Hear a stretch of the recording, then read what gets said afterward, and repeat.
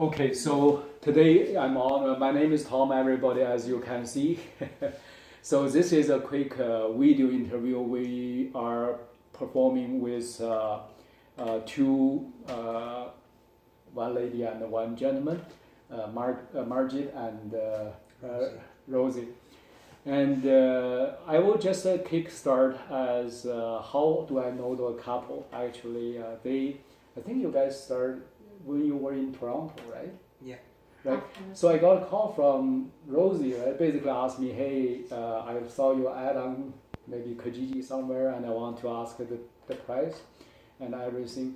Well, what makes that conversation quite interesting is normally people tend to say either send their friends or send me more pictures, but when the conversation with your couple, you guys made decision on spot.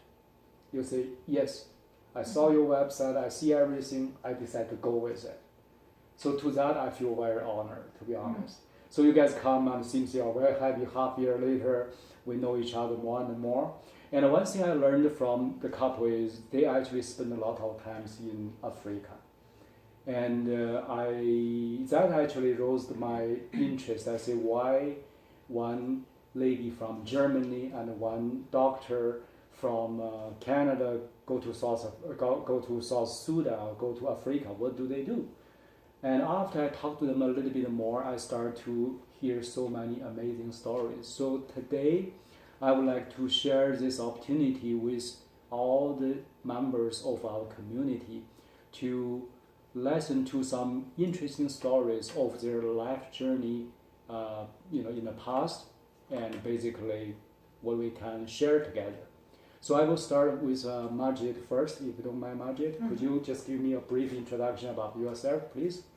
Yeah, as you say, my name is Margit. I was born in Germany, raised in Germany, and then I trained as a nurse, because by that time I had already this desire to do something for people and with people, to help people. So that's how I was going into this direction of being trained as a nurse, and I loved it.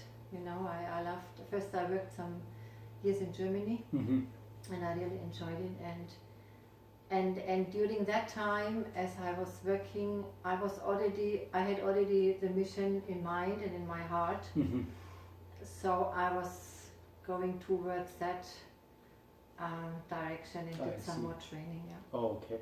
So you start doing the nurse training, but during that time period, you start to have this mission and this vision to go far away and trying to help more and more people, which you may or may not even know.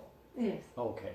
Yeah. At what age roughly, don't mind ask? It's about 20s? Yeah, also? something like even a little bit before, something like this. And I was inspired by biographies, of great people in mission like Hudson Taylor and some other amazing people. Yeah, I loved biographies, and I was just like, You mentioned something very interesting because you inspired by the biography by people's past, right, in the book. And when I was a kid in China, I read something written about a doctor in Canada. And that's actually the reason why I'm here today in Canada. Oh, wow. It's actually called Norman Bashir, but that's a different story. But I know exactly what you're talking about. So now let's go to... I wasn't even conscious about that. I said no, Hudson Taylor, because he was in Africa, he was in China, so... Really? Well, he was see, here we go, Yeah, China Inland Mission. Yeah. But then I went to Africa, but anyway. Okay. That's awesome. Yeah. So, Rosie, could you give us a brief introduction about yourself, please? Well, my name is Rossi, and professionally I'm an MD, and also I'm a surgeon. And I had a hunger in the beginning how to help for global human compassion. The whole universe becomes a small village, global village, and this was my desire one day Mm-hmm. to get out of the box Mm-hmm. and do something for humanity. Mm-hmm. And that was the hunger. And then after 2006, I decided to do some humanitarian work. Mm-hmm. Very short time limit, and that was eye-opening for me. Mm-hmm. So you said you were trained in here or No, I was trained in Europe. in Europe? Okay. And I work in Canada. You practiced here in And Canada. I work in Vancouver and Edmonton. And, Okay. And finally, my desire become a global desire, Mm-hmm. and the hunger and the need. Mm-hmm. Well, today you have the media, and the media will tell you the need of the universe, Mm-hmm. how the people are suffering, and so you have a choice whether you stay where you are Mm-hmm. or whether you make some difference, Mm-hmm. whatever you can. Mm-hmm.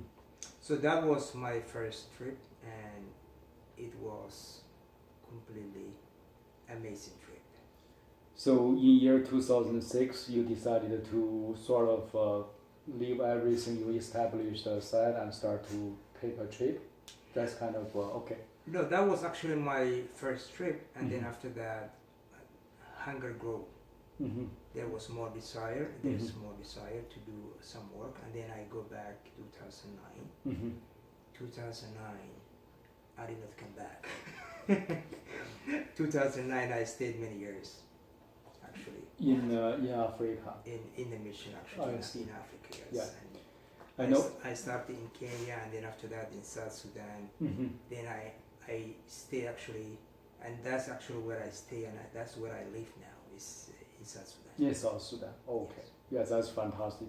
You know, a little bit later on, we will ask you to share some amazing stories. Looks like, I don't know, I don't think we have all the time we would like to have, but I will ask you to share something. So, but before we talk about that, I will just go to Margit and ask you, Margit, about something. I will say maybe in the next couple of minutes, just to share with us about one or two things that you feel in your journey in Africa, something that make you feel is like a miracle happened to somebody with your help, with your involvement. You made a huge difference on some other people's life. And also if you have some experience that you witnessed something happen that fundamentally impact on you too. So some sort of story that we may not really have opportunity to even hear or listen from the main media or from daily life here in Canada, I guess, if you could share something with us. Well, in fact, there are really many stories.